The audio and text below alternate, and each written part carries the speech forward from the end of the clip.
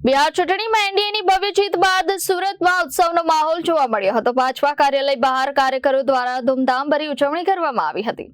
ભાજપ ચૂંટણીમાં એનડીએની ભવ્ય જીત બાદ સુરતમાં ઉત્સવનો માહોલ જોવા મળ્યો હતો। ભાજપા કાર્યાલય બહાર કાર્યકરો દ્વારા ધૂમધામભરી ઉજવણી કરવામાં આવી હતી। ઢોલ નગારા સાથે જીતનો જશ્ન મનાવવામાં આવ્યો હતો તો શહેરના ભાજપ કાર્યકરોએ એકબીજાને મીઠાઈ ખવડાવી મોઢું મીઠું કરાવ્યું હતું। કાર્યકરો ઢોલના તાલે ઝૂમી ઉઠ્યા હતા અને એનડીએની જીત પર ખુશી વ્યક્ત કરી હતી।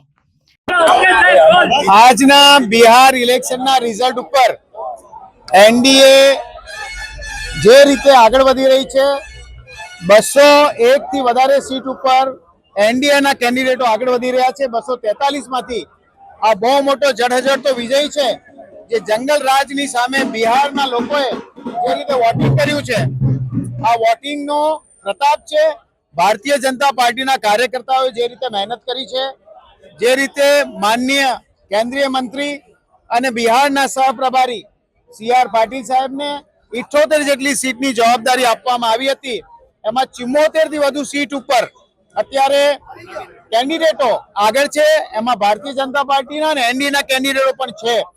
આ જે પ્રમાણે રિઝલ્ટ આવી રહ્યા છે એ રિઝલ્ટ એક રીતે કહીએ તો જે રીતે બિહારમાં જંગલરાજ મહિલાઓએ જે રીતે વોટિંગ કર્યું છે, જંગલરાજનો જે તે વિરોધ થઈ રહ્યો છે અને વિકાસ જે રીતે બિહારનો થઈ રહ્યો છે, અમને ખ્યાલ છે અમારા કાર્યકર્તાઓ અહીંયાથી ગયા છે 200 થી વધુ કાર્યકર્તાઓ।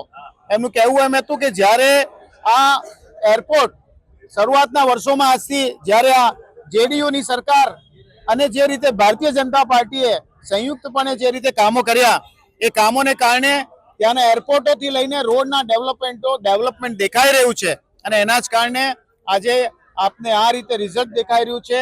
બહુ મોટી સંખ્યામાં હજુ પણ રિઝલ્ટ સારું આવવાની શક્યતાઓ દેખાય છે। એના માટે અમે અમારા કાર્યકર્તાઓ જે અહીંયા સુરતથી ખાસ બિહાર ગયા છે એનો આ તકે અમે આભાર માનીએ છીએ અને કેન્દ્રીય મંત્રી CR પાટીલ સાહેબે જે રીતે એમના નેતૃત્વ હેઠળ આવેલી 78 માંથી 74 થી વધુ સીટ ઉપર જે રીતે પ્લસ થયા છે એ બદલ એમને પણ અમે ખૂબ ખૂબ અભિનંદન આપીએ છીએ।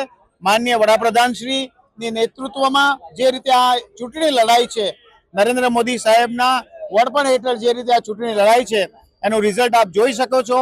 બિહારની જનતાએ ખોબે ખોબે એનડીએને મત આપ્યા છે, એના માટે એમનો પણ અમે આ તકે આભાર માનીએ છીએ। Reporter Arvind Rathod, Janadesh news, Surat.